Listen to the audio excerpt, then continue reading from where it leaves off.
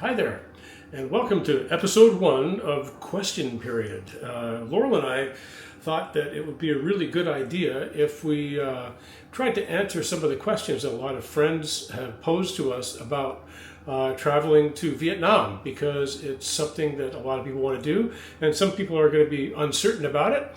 And we have sussed out a good chunk of it, wouldn't you say? So some of them are questions that you have asked, and some of them are really just practical housekeeping things. If you want to go to Vietnam, what do you need to know kinds of things. Right.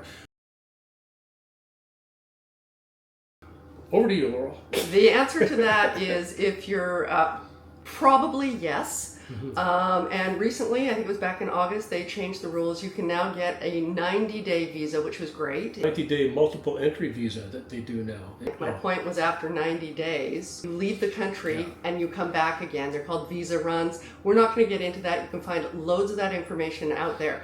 But my point is, as North Americans anyway, and some Europeans, I think the UK, you do need to apply for a visa online, an e-visa.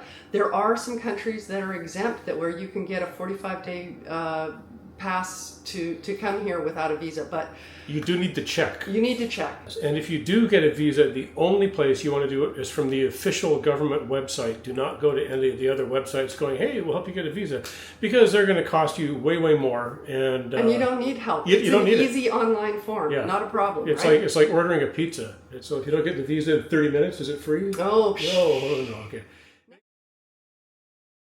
Organizations. So you should have all your regular, it depends where you're from, where you're listening to this, but childhood things like measles, mumps, rubella, all that kind of stuff. It's a good idea to have a COVID-19 vaccination. We're not, of course, going to get into that. And there are no restrictions like you have to be vaccinated to come into the country. Nothing like that. It used to be, but not now. Yes. But certainly the Canadian Centers for Disease Control recommend for Vietnam that you get hepatitis A, hepatitis B, and typhoid. If you're just going to be in the cities, you don't need things probably like Japanese encephalitis, rabies, or malaria meds. However, if you're going to be going to like a farm or you're going to be outside the city, you might need that stuff. So I highly recommend, I know the Canadian government has a great website to show you what shots you need for the different places that you're going. And they update it constantly. It's always good to be safe. Yeah. I'm sure other countries, I know the US also has a good website for that, and I'm sure the UK does as well. So just check. What do you need before you come to Vietnam? That's the overarching rule, right? Just like contact your country's Health Center for Disease Control, or whatever it is. Something like that. And undoubtedly, it's all available online for wherever you're at. But do check, because it's important. You don't want to spoil a vacation by getting hepatitis or anything like that. But we haven't had any trouble, right? No, we've had nothing. Zero. We're all vaccinated.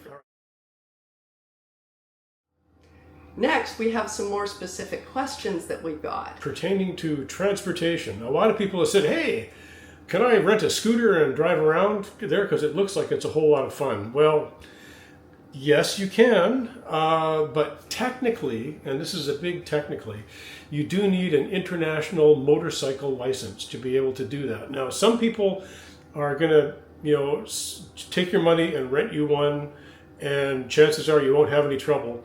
But I got to tell you, driving here is not like driving in North America, and if you do run into trouble, you could be in a whole new world of hurt, insurance-wise and health insurance-wise, and even, ticket-wise, legal problems, etc., etc. So people do it. Yeah. They absolutely do it. And we're not doing it. Yeah. The risks didn't seem... The rules are different here. Yeah. So you need to be aware of that. Just because you think you're a great driver at home does not make you a great driver in Vietnam. Yeah, and we've heard anecdotal evidence that if you do get pulled over by a police officer or run into a bit of trouble for some traffic violation infraction, you can pay the fine on the spot.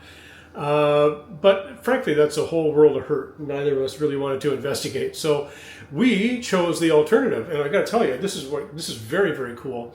There's, before you come to Vietnam, whatever you do is download an app called Grab.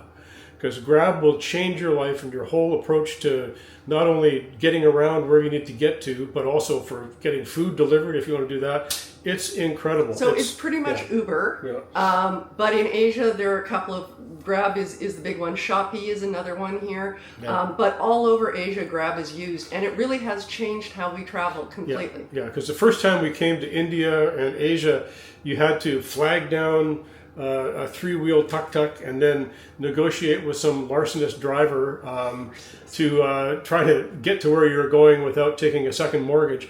And Grab just automates the whole thing. You have a beautiful, clean car, a driver who speaks varying degrees of English, some not at all. It doesn't matter because he's got a pin of where to pick you up and a pin of where to take you. So you can book it. You can book a ride, and dude will be there in usually it's 2 or 3 minutes. And you've got your credit card signed up, so no money changes hands, but the money is agreed in advance.